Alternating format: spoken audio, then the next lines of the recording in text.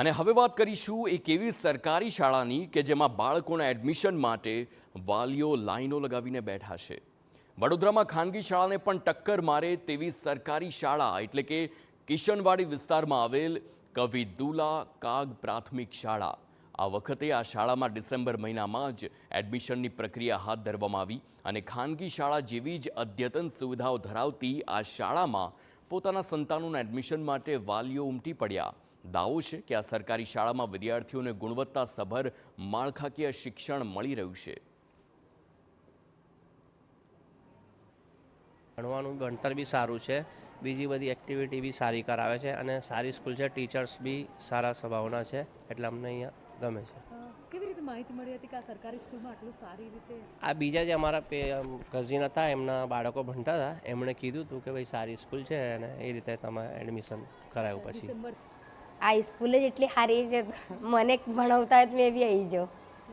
બહુ સારા છે એના મેડમ, બધી સુવિધા, ખાવાનું। મારી છોકરીઓ ઘર ખાતી નહીં, અહીંયા જ ખાય છે ને મોટી તો એટલી રડે છે, એનો આ આખરી છે, 8મી જ છે ને, એટલી રડે છે કે પૂછો મત।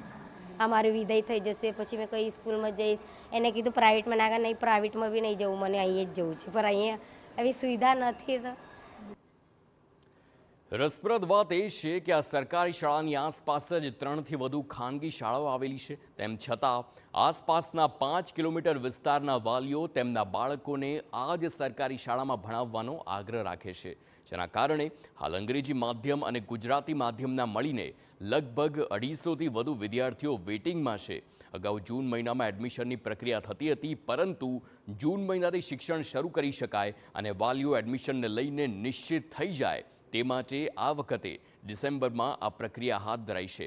બાળકોને હૂંફ મળે તેવા વાતાવરણ અને શિક્ષકોને લીધે લોકો આ શાળા તરફ આકર્ષાયા છે। સરકાર અને નગર પ્રાથમિક શિક્ષણ સમિતિ દ્વારા તમામ સુવિધાઓ સ્કૂલોને આપવામાં આવી રહી છે, એમાંની જ એક આ સુવિધા છે અને આ ચાલુ વર્ષે અમારી સ્કૂલ પીએમશ્રીમાં આવેલી છે, એટલે સવિશેષ સંગીત શિક્ષક છે, સાથે સાથે સ્પોર્ટ ટીચર છે, કોમ્પ્યુટર ટીચર્સ છે, આ બધા જ ટીચર્સનો લાભ આગામી સમયમાં બાળકોને મળવાનો છે। સાથે સાથે રાજ્ય સરકાર દ્વારા જે પરીક્ષાઓ લેવામાં આવે છે એ પરીક્ષાઓની અંદર અમારા બાળકો ખૂબ જ સારું પરફોર્મન્સ કરે છે અને સ્ટેટના મેરિટમાં પણ સ્થાન મેળવે છે। સાથે સાથે કલા મહાકુંભ, ખેલ મહાકુંભ જેવી સ્પર્ધાઓની અંદર પણ અમારા બાળકો હંમેશા અવ્વલ રહેતા હોય છે। અને ડિજિટલ ક્લાસરૂમ, સ્માર્ટ લાઇબ્રેરી, આધુનિક લેબ, રમતગમતના મેદાનોની સુવિધા એ આ સરકારી શાળાનું જમા પાસું છે। સાથે જ ખાનગી શાળાઓની મોંઘી ફીને બદલે સરકારી શાળામાં નિઃશુલ્ક ગુણવત્તાસભર શિક્ષણ મળી રહ્યું છે। ઉપરથી બાળકોને વિવિધ સરકારી યોજનાઓનો પણ લાભ મળી રહ્યો છે, જેને પગલે શહેરની આ પ્રકારની કુલ 4 સરકારી શાળામાં 500 જેટલા વિદ્યાર્થીઓ પ્રવેશની રાહ જોઈ રહ્યા છે। વડોદરા શહેરમાં એક એવી શાળા છે કે જે ખાનગી શાળાઓને પણ ટક્કર મારી રહી છે। કારણ એટલા માટે જ કહી શકાય કે જે રીતે ડિસેમ્બર મહિનાથી ખાનગી શાળાઓમાં એડમિશનની પ્રક્રિયા શરૂ થતી હોય છે, તે જ પ્રકારે આ સરકારી શાળાની અંદર પણ એડમિશનની પ્રક્રિયા શરૂ થઈ ગઈ છે। આ જે સ્કૂલ છે ત્યાં આગળ 150 થી 200 જેટલા વેઇટિંગ દર વર્ષે જોવા મળતા હોય છે અને તેના જ ભાગરૂપે ડિસેમ્બર મહિનાથી જ જે એડમિશનની પ્રક્રિયા છે તે શરૂ કરી દેવામાં આવતી હોય છે।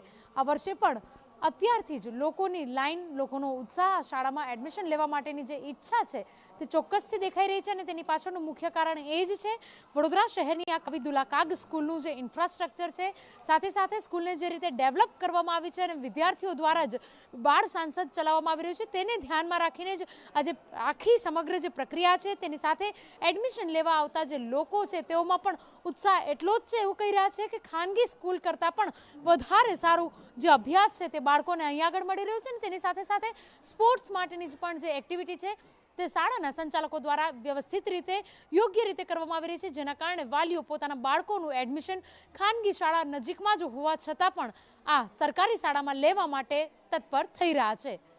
કેમેરા પર્સન રોહિત ગોયલ સાથે અંજલિ ઓઝા, TV9 વડોદરા।